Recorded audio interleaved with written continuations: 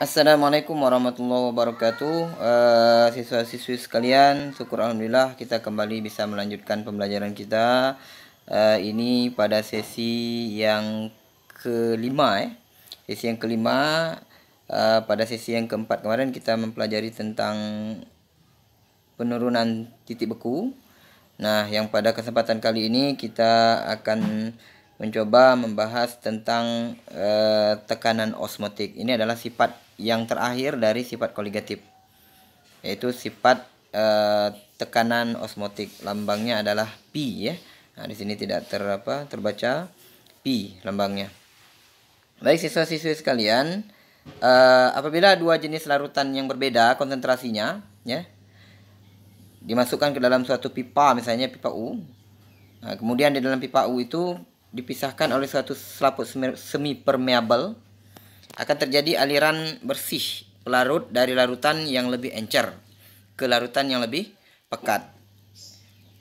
Hal ini akan terlihat dari bertambah tingginya larutan yang lebih pekat, sedangkan tingginya larutan yang lebih encer berkurang.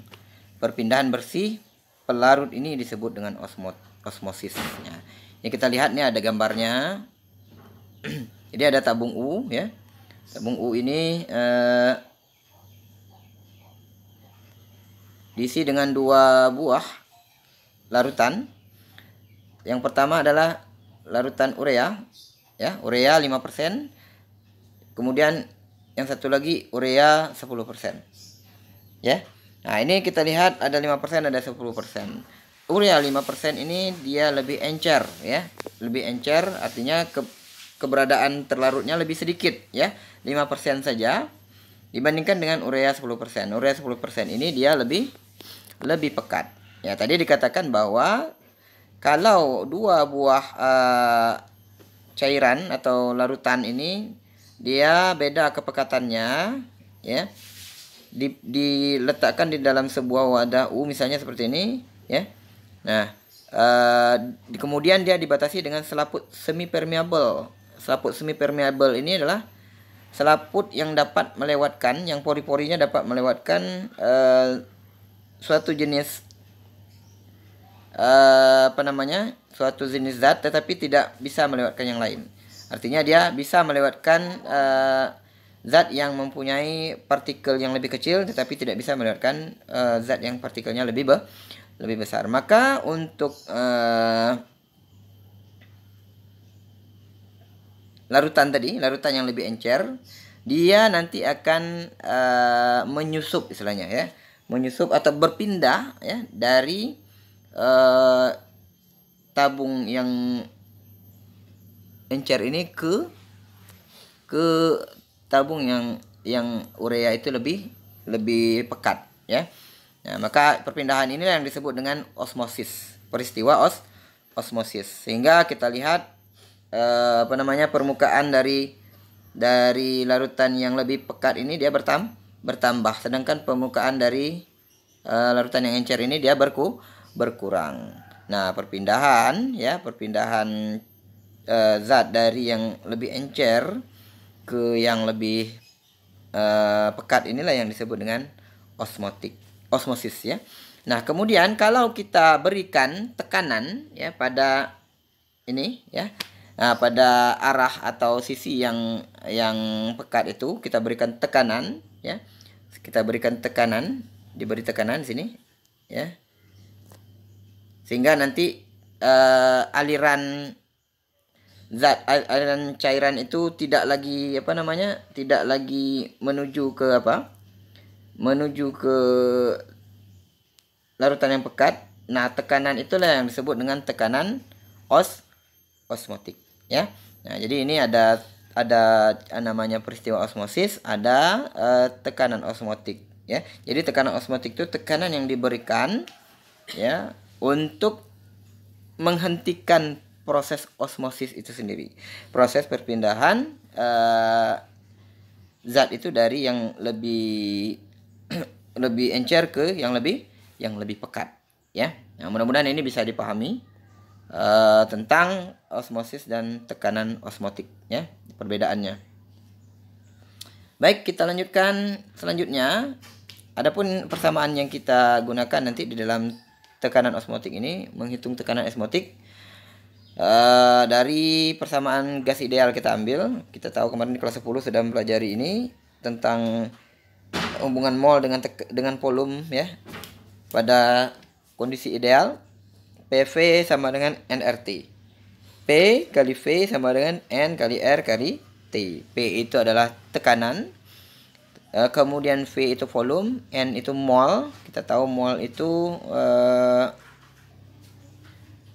rumusnya gram per mr. R itu adalah tetapan gas ya. Tetapan gas besarnya adalah 0,082 liter kali atm per mol per K ya, per mol per K. Kemudian T itu adalah suhunya. Kita pakai suhunya itu dalam satuan Kelvin ya. Nah, nanti untuk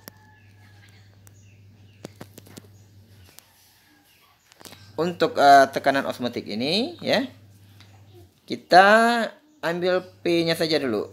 Kita jadikan P ini, kemudian P sama dengan N per V kali 1000. N per P kali R kali T ya. Nah, ini N per P adalah M sama dengan harga molaritas ya. Sama dengan harga molaritas MRT. Karena dia tekanannya tekanan osmotik, ini tekanan biasa, tekanan osmotik, maka kita pakai lambangnya adalah P ya. Kita ganti P itu dengan P untuk tekanan osmotik. Jadi P sama dengan M kali R kali T ya. Kita lanjutkan ke contoh soal. Contoh soal, berapakah tekanan osmotik larutan sukrosa 0,001 molar pada suhu 25 derajat Celcius. Nah, ini soalnya sederhana sekali soalnya.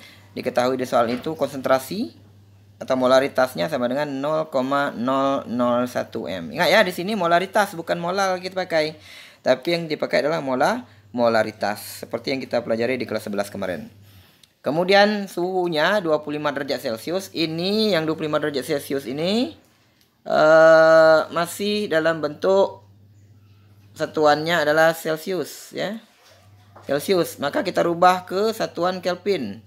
Caranya bagaimana? Caranya tambahkan 25 derajat Celcius ini dengan 273.